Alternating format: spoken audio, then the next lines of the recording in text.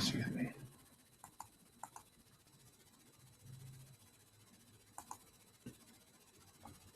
All right, it is Tuesday, so Chromebook Hangout question and answer.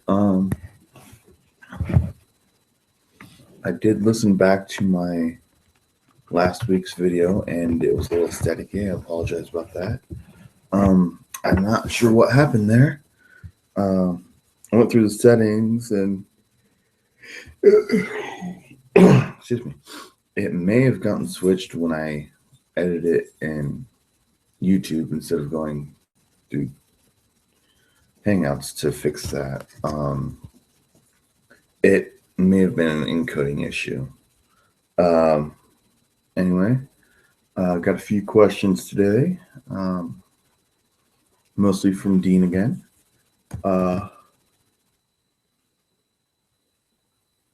Excuse me, so we'll just jump right into it. First question I got from Dean today. Actually, first off, just to let you guys know, I am not a Google employee. I don't have any insight into Google's knowledge or, well, any insight into Google's plans and whatnot about Chrome OS and Chromebooks and Chrome boxes, Chrome bases and whatnot. I am a top contributor for Chromebook Central, which is a user help forum for Chromebooks, Chrome boxes, Chrome bases. I've owned a version of Chromebooks since the CR48 pilot program in December of 2010. The Chromebooks I've owned are the CR48, the original Samsung Chromebook Series 5, the new Samsung ARM Chromebook, which they just call it the Samsung Chromebook, not the new one that just came out, the Samsung Chromebook 2, just the Samsung Chromebook, the first ARM Chromebook, the Pixel, and those are the ones I've owned. I have had my hands on the HP 14, I don't remember which Acer. Apologies. I don't remember which Acer it was, the earlier one. It may have been even the very first Acer Chromebook we released. I've not had my hands on any Chrome boxes or Chrome bases. And other than store kiosks, I've not really had much hands-on with other Chromebooks either. I like to kind of sneak in and try to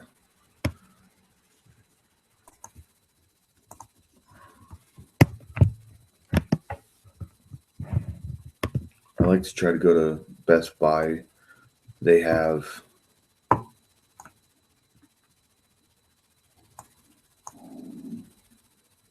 Chromebooks that are normally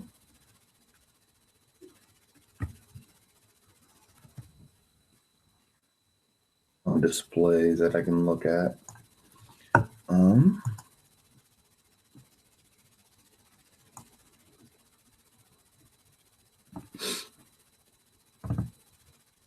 So with that out of the way, my first question came from Dean Brecklin, and he wanted to know,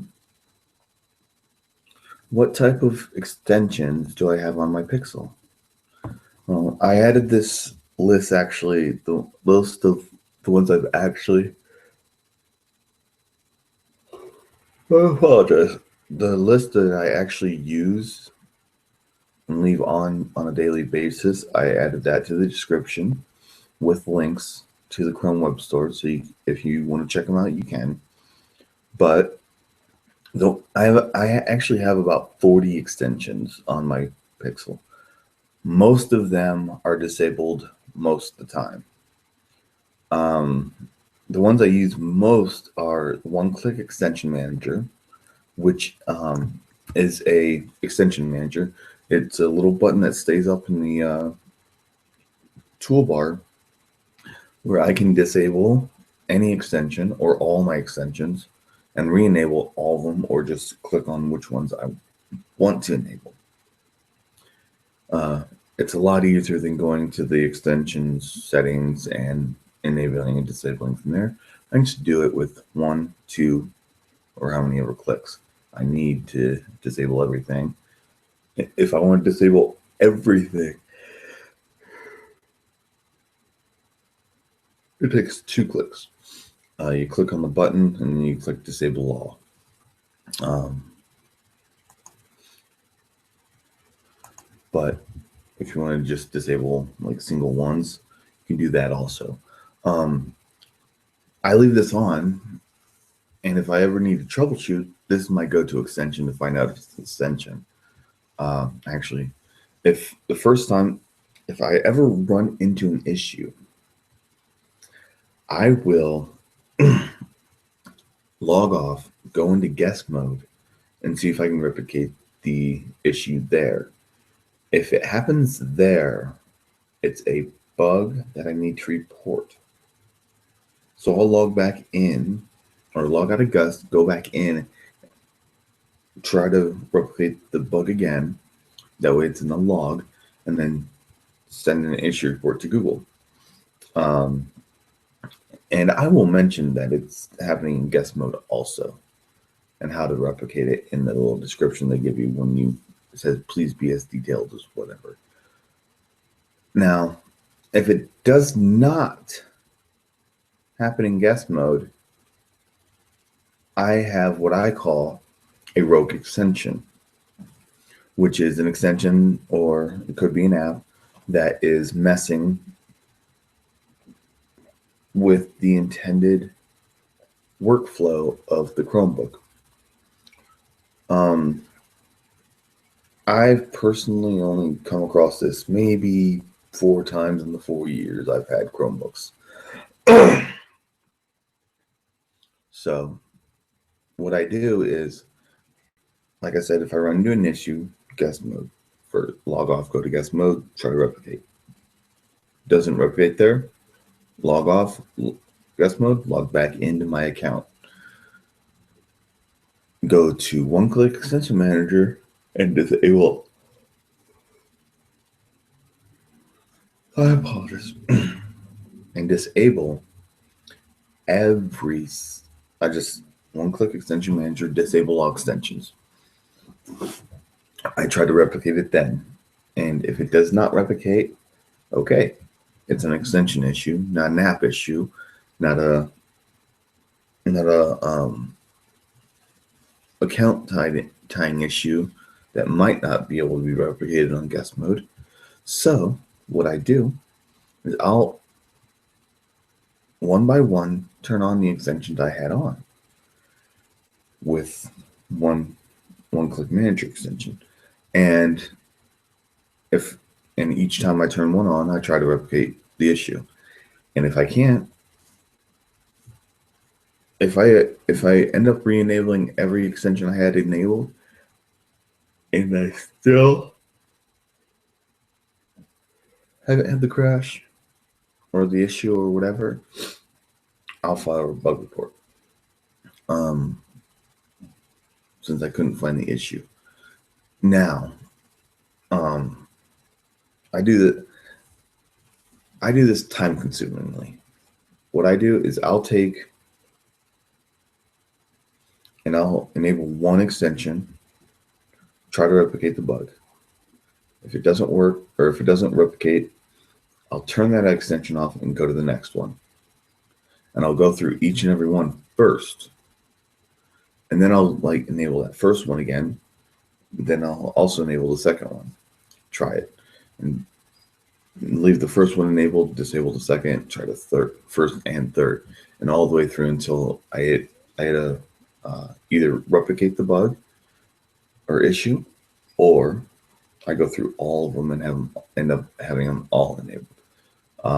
It's very time consuming when you have one time I had 20 extensions enabled at one time. That was a long afternoon trying to figure out okay, what's causing this crash? Because it was a crash I was experiencing one time. And thankfully, if I would have gone through, I got to through every one, and then my first extent, or I got to through first extension in every other one. I got to the second extension, and maybe halfway through, I found I was able to replicate it. So, and it happened to be the same developer. Their extension was, I'm thinking here, the extensions were clashing with each other, causing a crash. So I reached out to the dev, let them know what happened to me, and I let them know how I recreated it, and they fixed it. So that's one way. I didn't have to go to Google and be like, hey, this is messing up. Here's how you do it.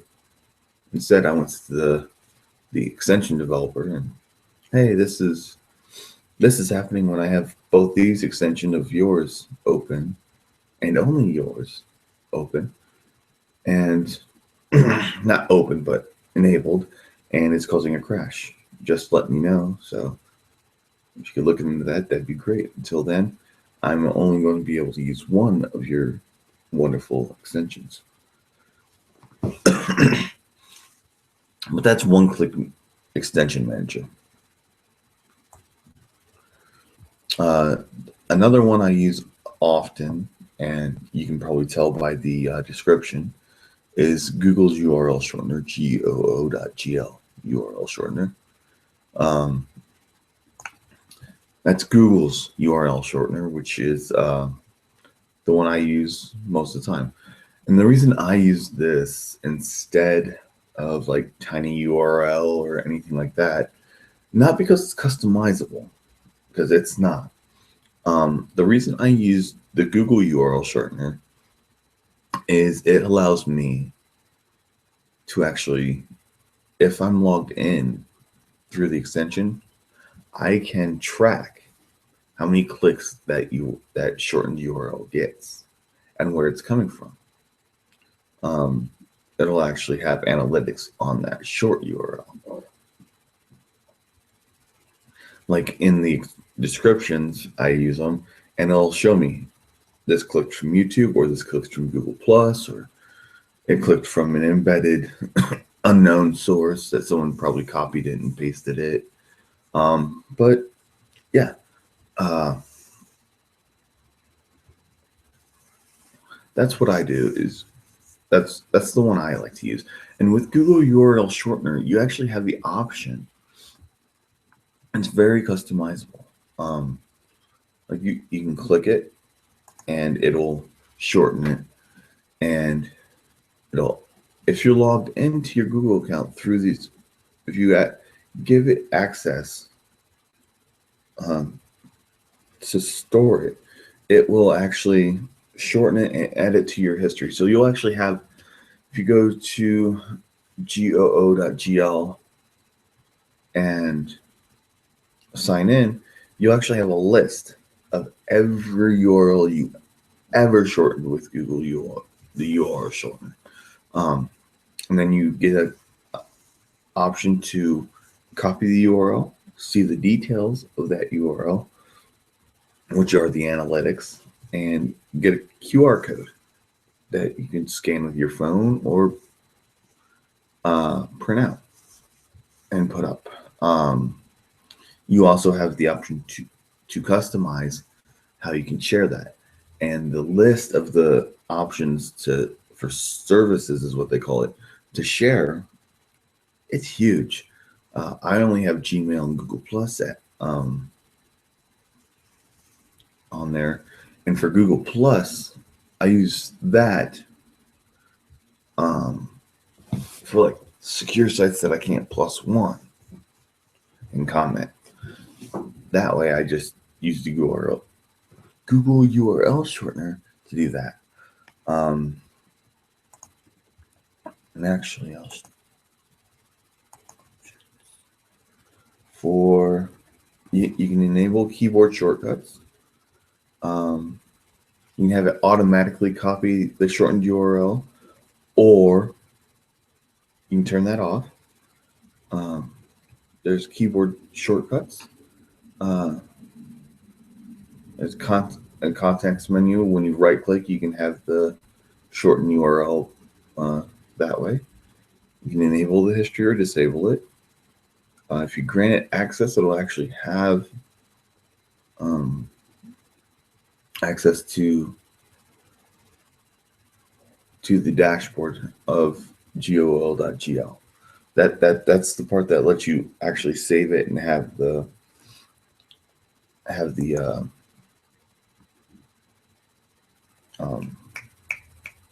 access to your history. It'll let it save your history instead of just being a shortener that just gives you the shortened link and you can't go back and find it again. Now the actions that they have when you click on the button, you can either copy, see the details, or get the QR code. And that's it. There's no more actions. For services, they have, like I said, a long list. They have like 100 Zach Laddock, AOL Mail, Badu, Bevo, Blip, Blogger,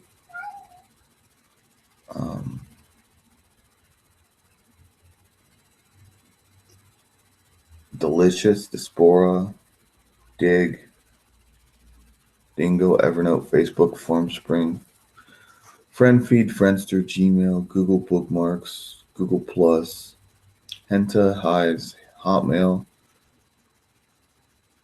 Instapaper, Livestream, LinkedIn, LiveJournal, Mail, Mail.ru, MindVZ, Mr. Wong, Multiplied, MySpace, Netlog, Ping FM, Ploxo, Plurt, Pocket, Reddit, SpringPad, Stumbled Upon, Tumblr, Twitter, TwitThat, TwitThis, Yahoo Bookmarks, Yahoo Mail, Yammer, and there's a few other ones I've never heard of, and they, by the names, I'm assuming they're probably foreign because I can't pronounce them either if I tried. Like that first one, I wasn't sure. But that's Google UR shortener. And the next one is Google Plus One and Google Plus Notifications. Of course, both by Google. The Plus One allows me to plus one pretty much any page that is not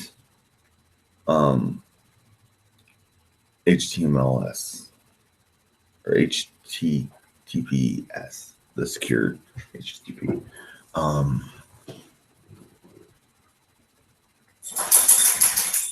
And Google Plus Notifications lets me know my notifications on Google Plus while I'm not on any Google service. Those are simple and easy. Chrome Web Store Launcher by Google. I used to swear by AppJump App Launcher, but now I use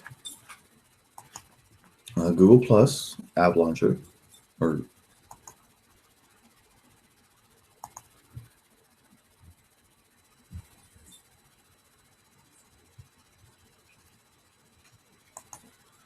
but it's not as customizable as AppJump, but I can set 5 favorites up. I can search my apps, and from the Chrome Web Store App Launcher by Google, I can actually search the Chrome Web Store.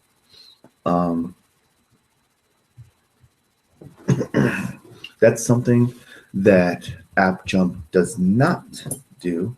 Oh, hi, Dallas. Oh, hi, buddy. You want to say hi? Okay, come here. Say hi, Dallas. This is Dallas. He wanted to see what I was doing or take over my lap, which is okay. Hi, buddy. Yeah, boogers. Okay, sorry. But I now use, like I said, I now use Google Web Store Launcher, mainly because I can set those favorites. And right now I have Google Plus, offline Gmail, Music, Drive, and Cog all saved. Not saved, but all pinned to my favorites. And I can search my installed apps and I can search the web store from that. Moving on, the next extension that I constantly use is Google Chrome to Phone, which is actually fairly old now. And yeah, I still use it occasionally, so I leave it installed. And finally, Google Cast, which I used last week to put the CR48 box art onto the TV and use as a backdrop. I do use that occasionally, like when I'm online. I watch. Here's one way I use Google Cast constantly. I watch Cutthroat Kitchen on Food Network in the U.S. and I watch the Cutthroat Kitchen after show on the Food Network site.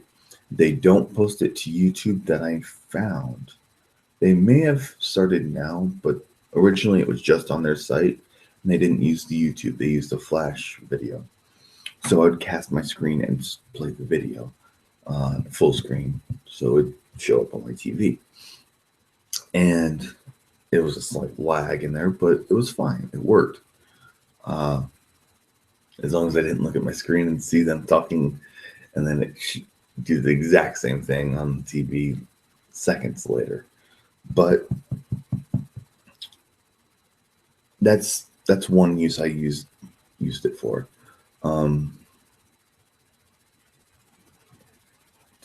Just cast the screen. Now they've updated it so it'll cast just the video, I think. But those are the extensions I leave on all the time. And maybe later I'll go through and do a list of some of the other extensions I have that I use when I have time to. Like this weekend, I'll make up the list and maybe do it next Friday or next Tuesday. I mean, next question I got from Dean. I'm actually doing Dean's questions first, and I actually some questions this week I skipped because this weekend was crazy. Yesterday was even crazier at work. So I didn't really have time to prepare again. And there's a few questions I need to actually look into and research and see if I can find it. So if I don't get to your question this week, I'm just making sure I get you the right answer. And I will get to you next week. I promise. Anyway, next question from Dean. Lots of people seem to miss the entire point of Chrome OS. People certainly constantly say things like, how do I install Windows, or how do I install Microsoft Office? Can I run or install Photoshop? The whole point, in my opinion, of Chrome OS is to have a seamless, worry-free, fast browsing experience. I could be off there, but I'm pretty sure that's the point of it. Why do you think people look at Chrome OS and say, how do I change it to be more like Windows? It's frustrating to think that nobody can use it for what it is. I know there aren't a huge amount of people, or I know these aren't a huge amount of people, but I see them all the time. How do you think Google can change this mindset? Okay. The people that say this stuff I like to call them the vocal minority because you constantly hear it. Um, and they are the minority.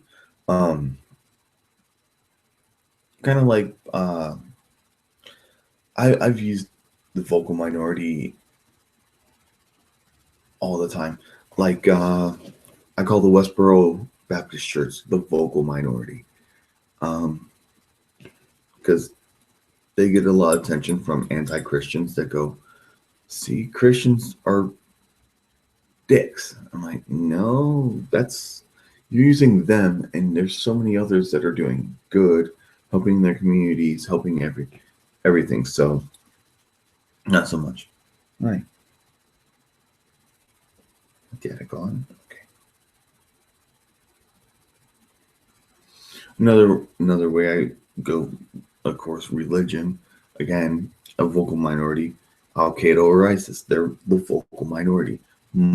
I served in Iraq in 2003, 2004.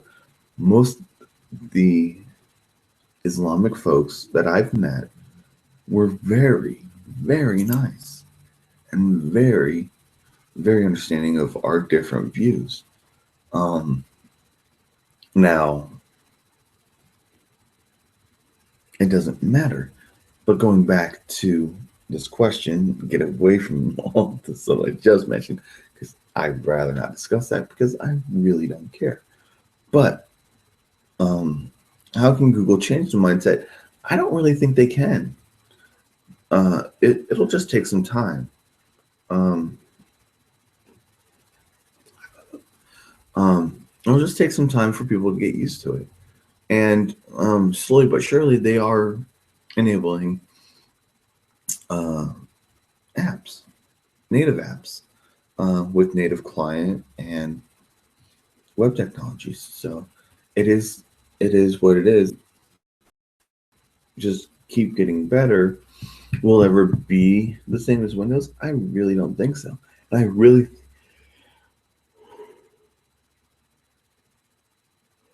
think that's Google's plan, is just to kind of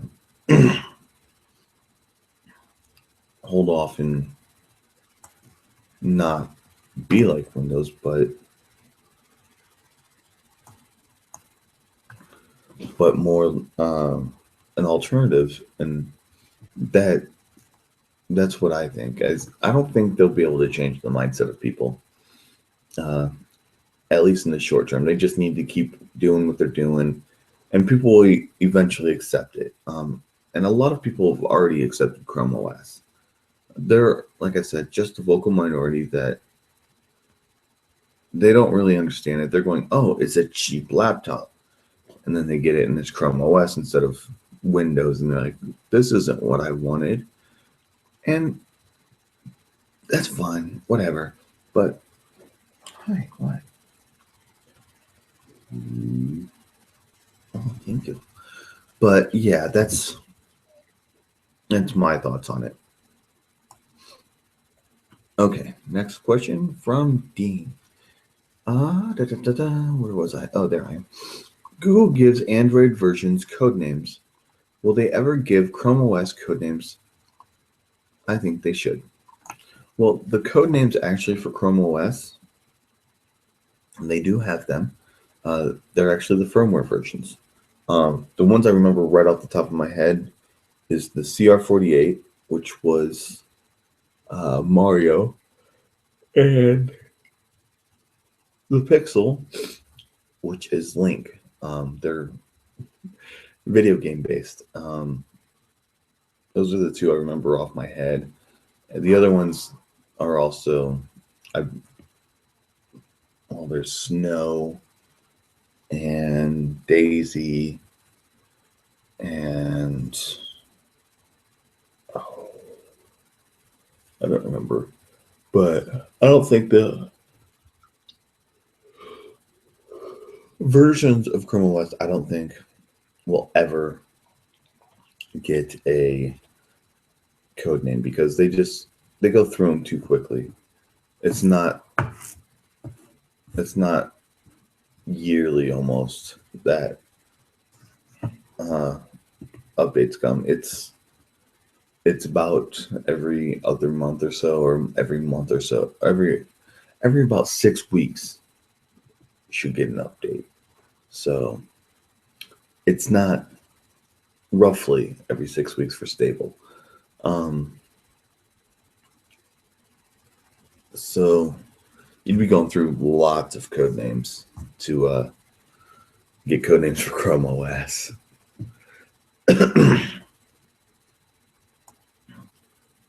All right, next question from Mr. Dean Bricklin again. What was Chrome OS originally designed to do, and how has it deviated from that? Like I said before, I don't have any insight into Google's design process.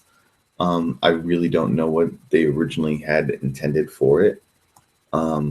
Maybe just a quick browsing experience, which would explain why in the original CR48, when you booted up and you logged in, you were straight in the browser and that was it.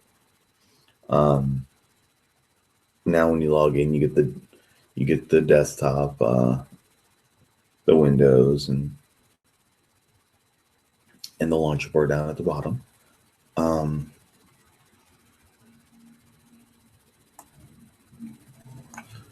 It's drastically changed in the 4 years. You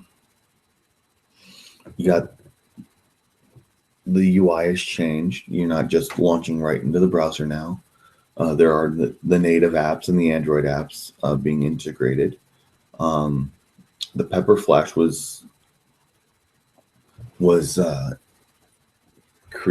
worked with Adobe to do that. They worked with Netflix for the Netflix plugin to get Netflix to work.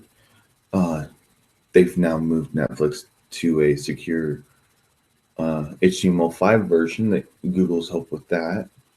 And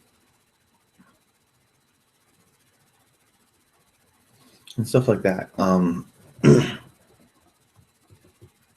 Okay, final question from Mr. Dean. What's my favorite thing about Chrome OS? To be honest, the fast boot time. I open it up, it flashes the Chrome logo, I can log in.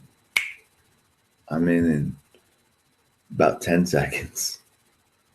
Unless I mistype my password. But it's quick. It's quick.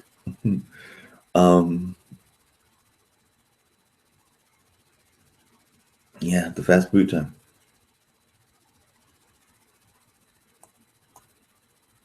Oh, darn, I just lost my place. Okay, from Anonymous. I'm new to PCs and would like to change the desktop background on Chrome OS. Okay, I'm going to assume you're new to Chromebooks. To change the desktop on a Chromebook, you just minimize all your windows. You'll see the desktop area. Just right-click on that. If you're using an external mouse, right-click. If you're not using an external mouse, 2-finger clicks on the trackpad. And if you're having difficulties getting the trackpad to recognize 2 fingers, you can hit Alt and click, and that'll do the right click also. And then select Set Wallpaper, and then that'll bring up the wallpaper picker. And you can just pick whichever wallpaper you want. And if you want to assign your own, you actually have to have the wallpaper saved to your Chromebook in the file app or the file manager. So save it to your Chromebook, and then you can select that and use that. But that's how you set it. Just tell you what I'll do. I'll actually show you also.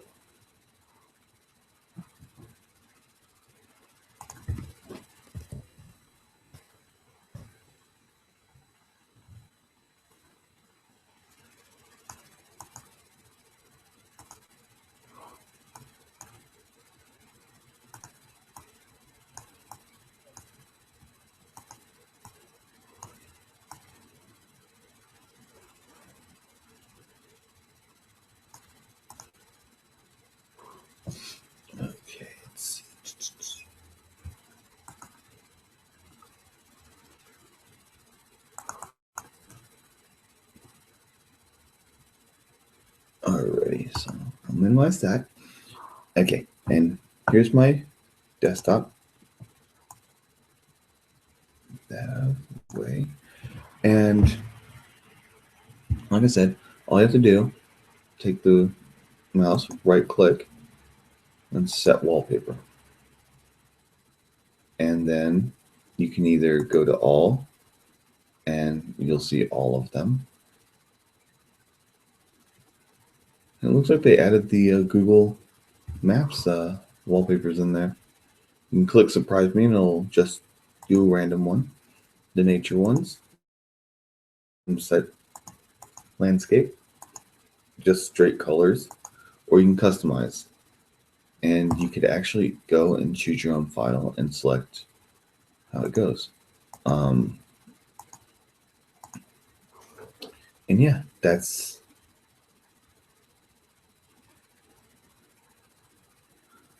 is how you set your wallpaper.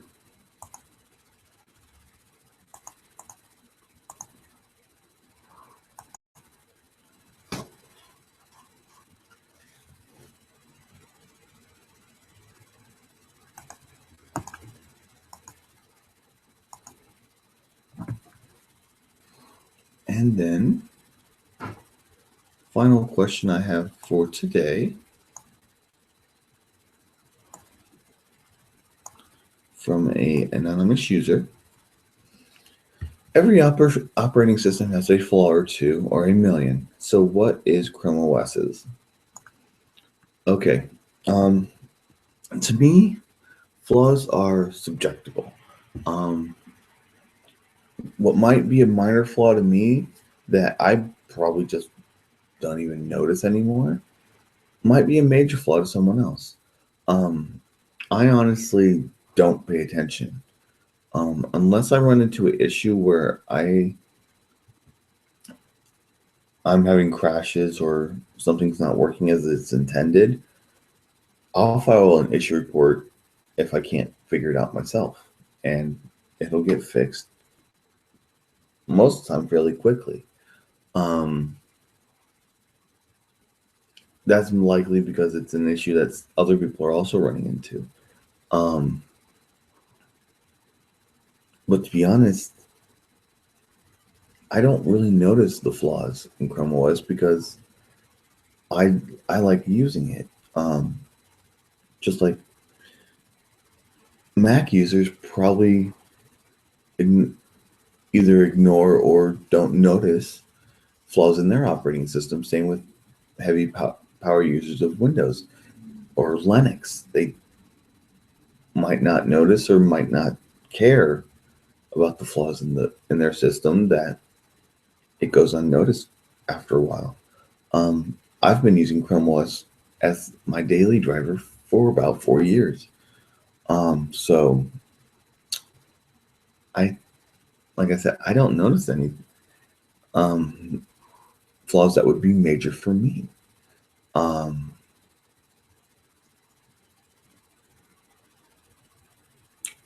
But with that being said, I'm sure they're there. I just personally don't see them anymore.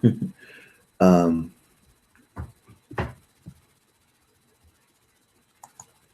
yeah, that's what I've got, is I don't see them anymore.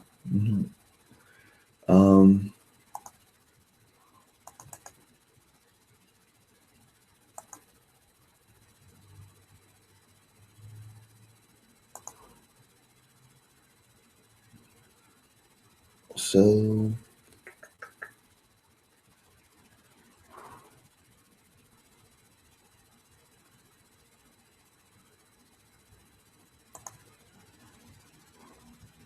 yeah, that's the questions I had for today. See if I have any comments on last week's video. No.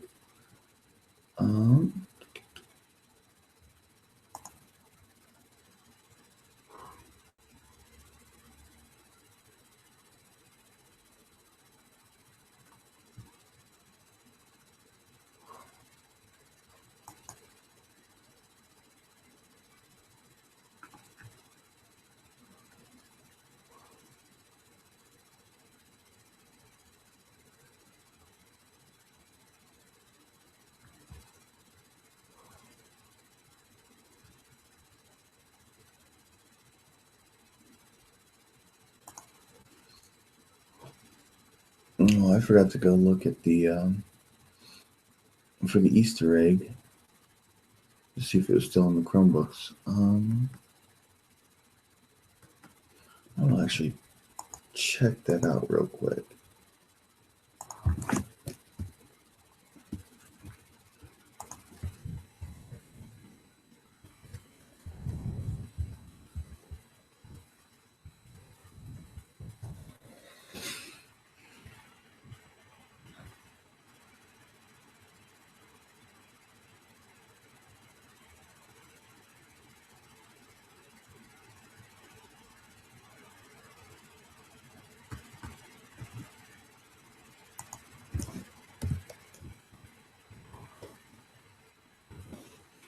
Well, the Konami Code Easter egg and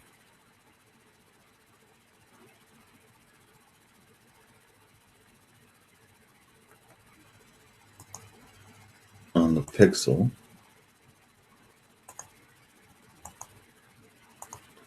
We go up, up, down, down, left, right, and it'll flash the LED bar on the back. That's baked in the Pixel.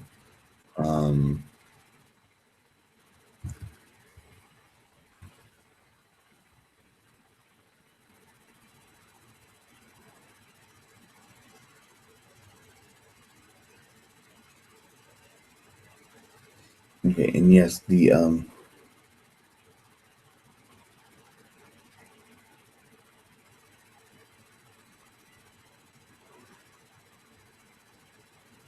okay.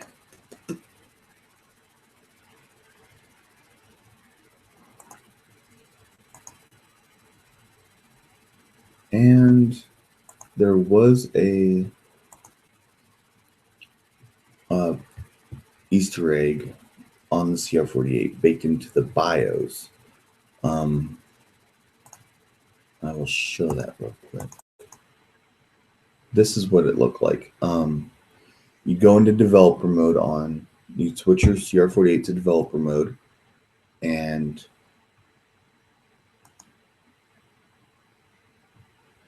it would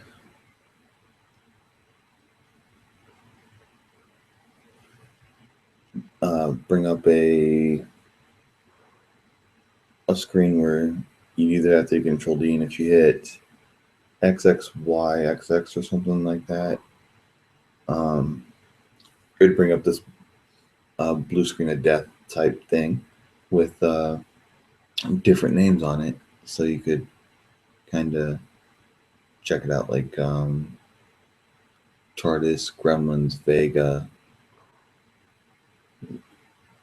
ZZZZ at the top or whatever.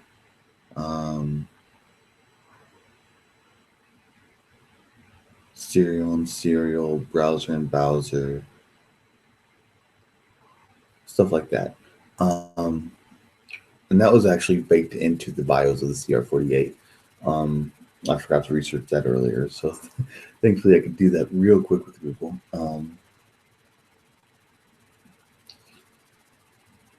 All right, 45 minutes. I am done with the questions. I will see you guys next week, and I have this weekend off, so I will be prepared better next week. Thanks for watching, and if you have questions, you can comment them below. You can use the form that I have set up for questions, which is in the description below. I have information about Google's top contributor program also down in the description. I do not have my next event set up, so you can't RSVP yet, but I will get that set up. I'll probably get my November one set up early this weekend. It might be a little bit later next week because Dallas has a vet appointment at 9:30, and that's the first time I'm taking him to the vet, so I'm not quite sure.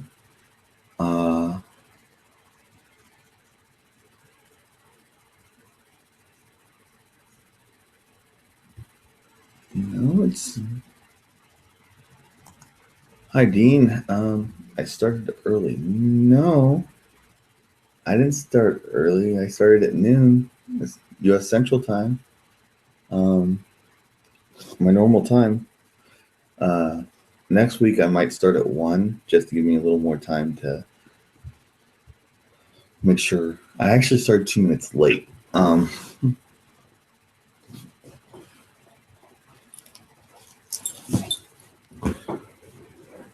got a movie dally. Oh, my leg's going to sleep. You're laying right on my leg, buddy. You're okay. There you go. You're okay, buddy.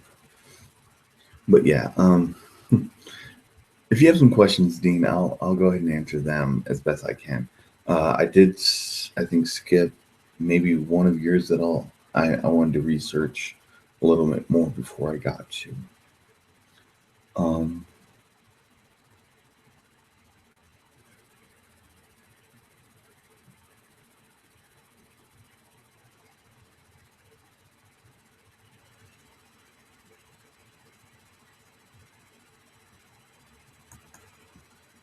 you, you don't think you set your clocks back? I don't remember. I think all mine go automatically. I, is that, what was that?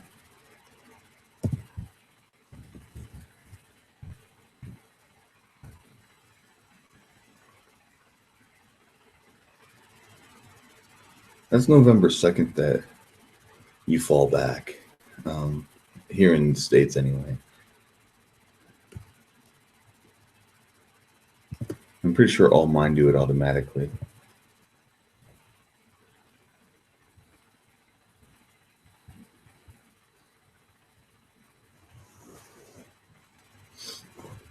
Um,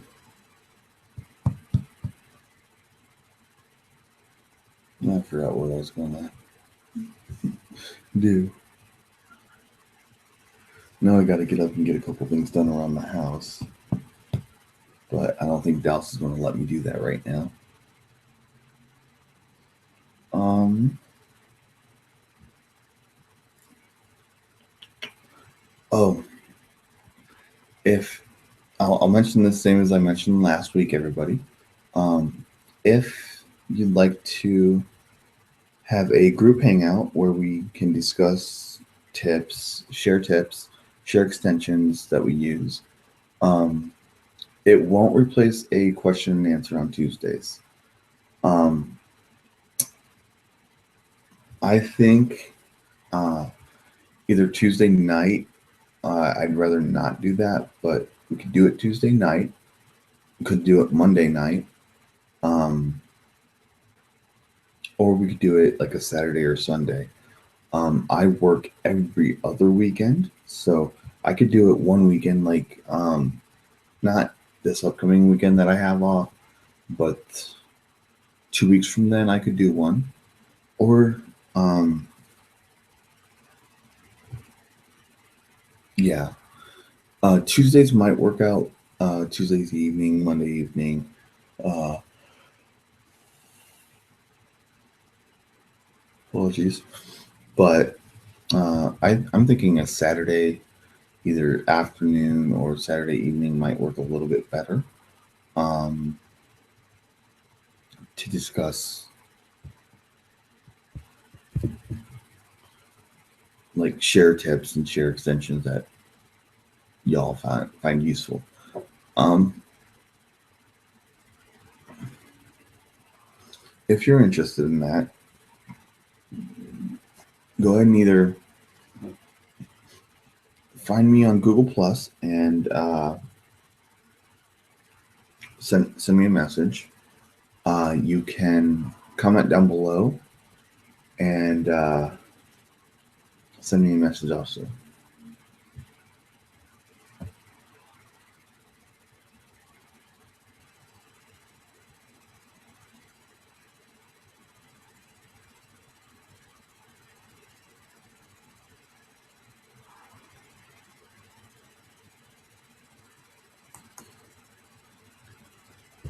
Okay, Dean. Yeah, you're gonna have to explain that a little bit closer to me, because to be honest, I'm dumb. On Linux operating system, you can put a different desktop environment on them. It means,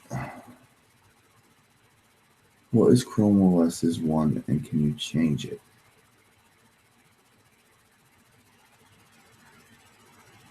The desktop on Chrome OS is just there.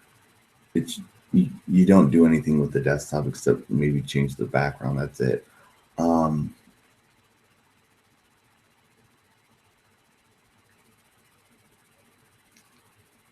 there's no different like workspaces. It's just the one workspace you have. Um,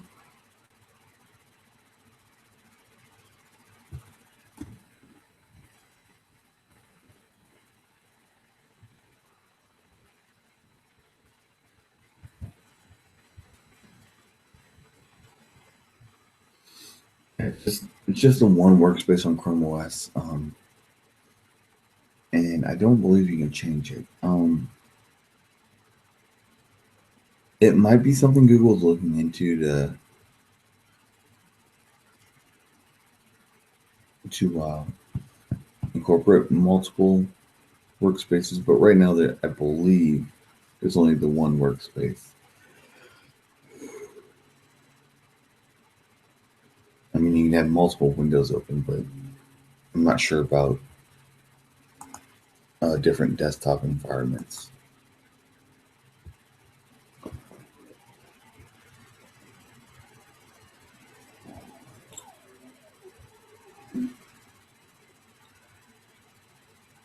Hi. Good for you, mister. You're a big old boy.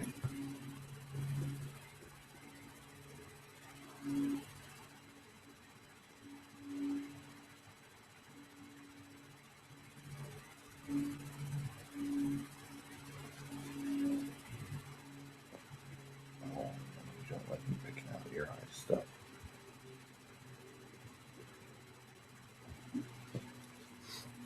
But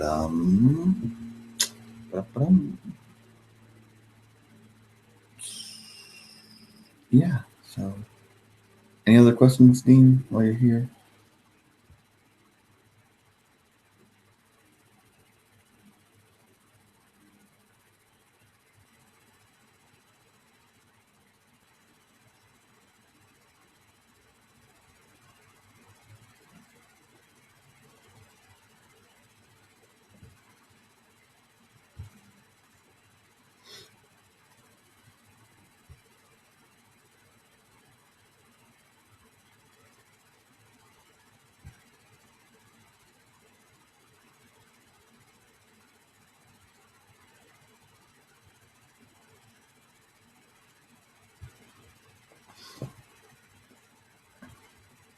I'm going to assume you're playing catch up.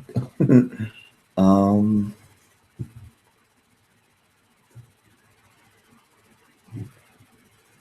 oh, hi, big guy. Cool. That's a big old boy. Huh.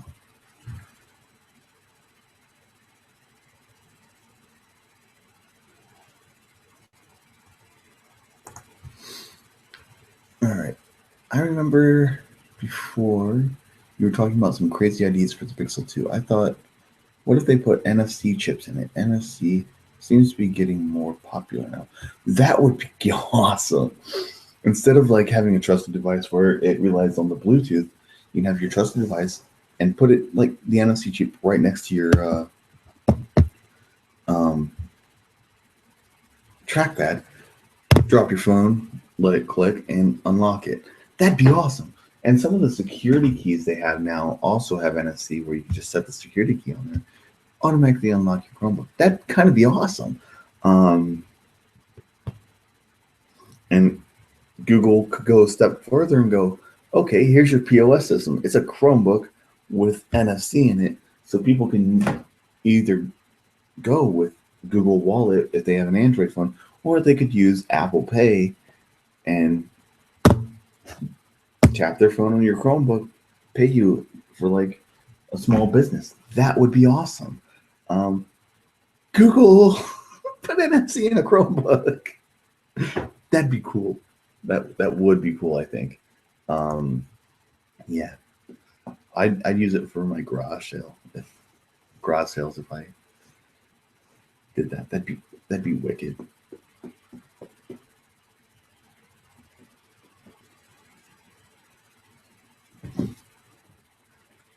What's the matter, Dallas? Behind your face? Here, I'll hide your face too. I'll hide the Dallas. There. Oh,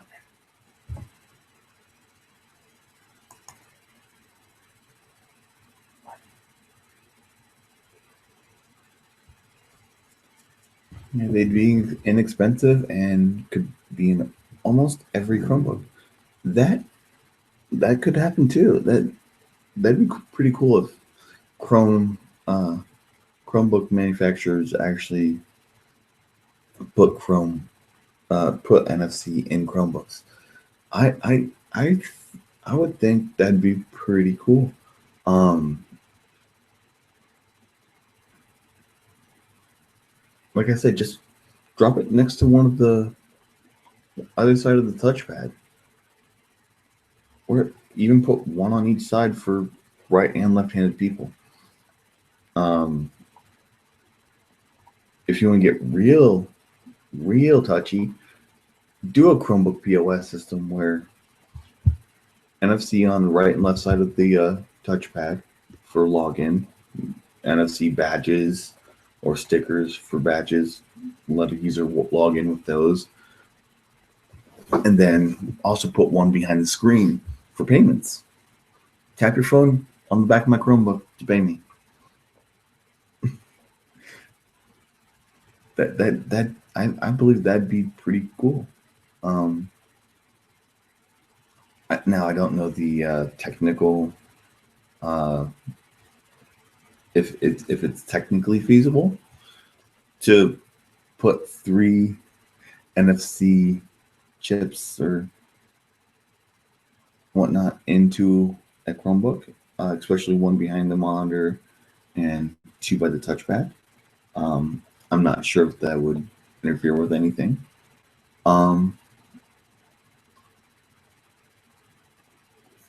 But I think that would be a pretty cool POS system, to be honest. Because what they could do is, like I said, have it a POS system, have an NFC chip embedded in the case behind the screen, so people could tap it, and then put an NFC chip on each side of the trackpad, just to allow people, both right-handed and left-handed people, to just set it down either on the left side or the right side, whichever dominant hand they are. Just set it there real quick and let it do it. Just tap instead of having. I know it's not a big issue to go right-handed here, left-handed, or right-handed over on the left side.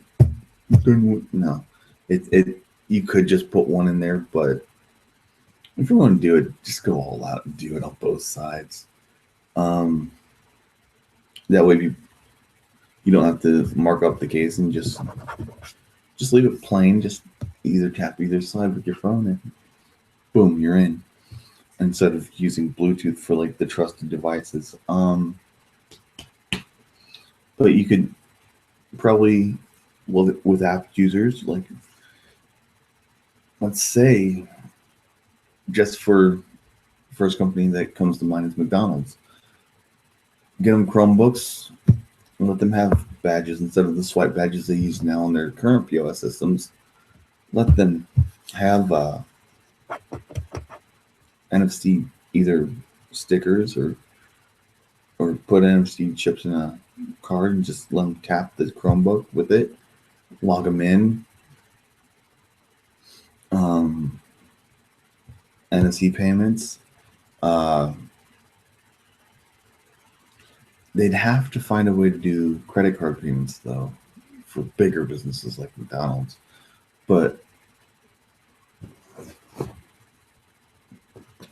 I think NFC would be, like I said, a pretty cool idea for like small businesses that want to take other payments than, like, if you're using NFC, you can have your phone. For a small business, they can tap to log into their Chromebook, and then they can have like either Square or some Square, any of the mobile card readers for their phone or tablet. If they want to take credit cards also, but they can take the mobile payments through Google Wallet and Apple Pay, and then of course they'll take cash. Um, but like I said, I NFC would be good for small businesses. What should happen is Google should get with Square and develop a web app or a native Chrome OS app that works with their Square reader that plugs into the audio mic jack of Chromebooks, so the Square reader will work on a Chromebook, and develop an app, a Square app for Chromebooks. Um, that would be a huge advantage for small businesses. They'd have a POS system through Square. Um, they'd be smart to do so. And if Square did that, they could possibly also use the POS system. And if Google embedded NFC into Chromebooks, Square could figure out how to accept those NFC payments through Google, or Google just buy out Square. Buy out Square.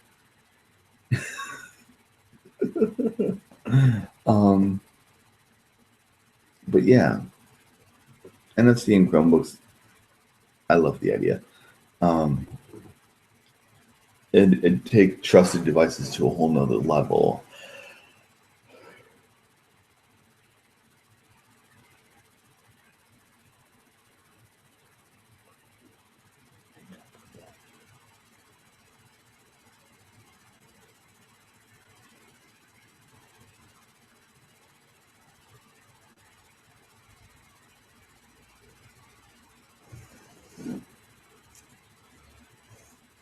Okay, so Dean, thank you for those questions and suggestions and comments. Where would you go to give this idea to the Chrome OS team? Well, you can go to Chromebook Central and actually post it. And what I would honestly do would be do like a parentheses Chromebook feature idea, and then close that in the parentheses, and then NFC in Chromebooks, or Chromebooks with NFC, and then in the subject throw out that idea. And if you do that, definitely share that link on Google Plus, and at least send it to me, and I will share that on Google Plus, and I will comment and push that up to Andrea, the community manager of Chrome OS, Chromebook Central, and I'm sure she'll push it on. And if you're on a Chromebook, you can send in a feature request or report an issue or request a feature. You can send it in Alt Shift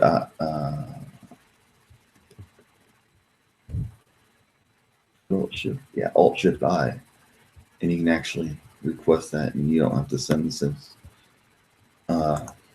you just send the idea through that way.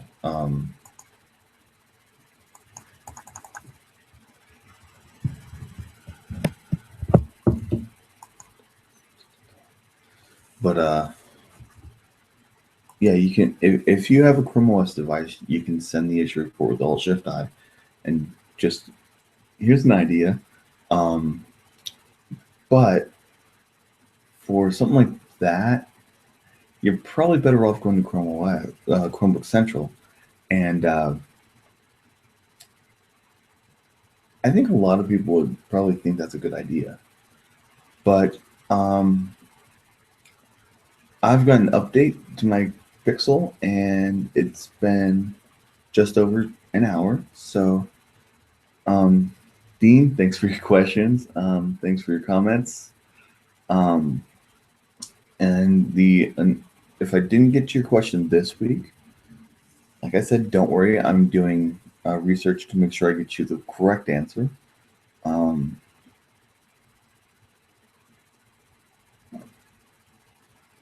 So, yeah, I will see you guys next week, and enjoy Halloween if you celebrate it. If not, have a happy Friday. Um, remember, you can either ask me questions below in the comments. The form that I set up for questions, you can fill that out instead. It is in the description below.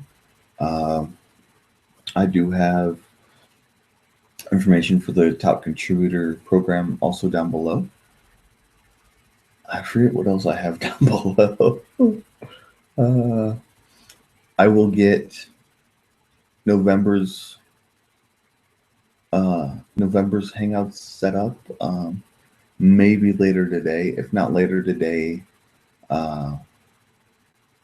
sometime at the latest, I'll have them up Saturday. All listed and set up.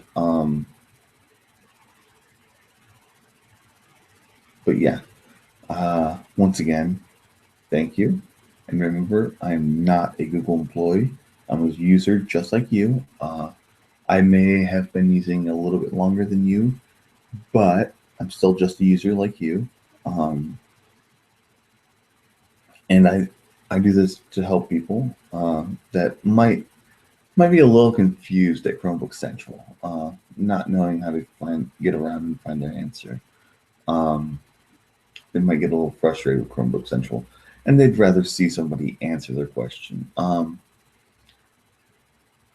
if you're having issues either with Chromebook Central or not getting how you want answered, go ahead and hit me up on Google Plus, and I will do a one-on-one hangout or help out with you to see if I can help you work out your issue or question.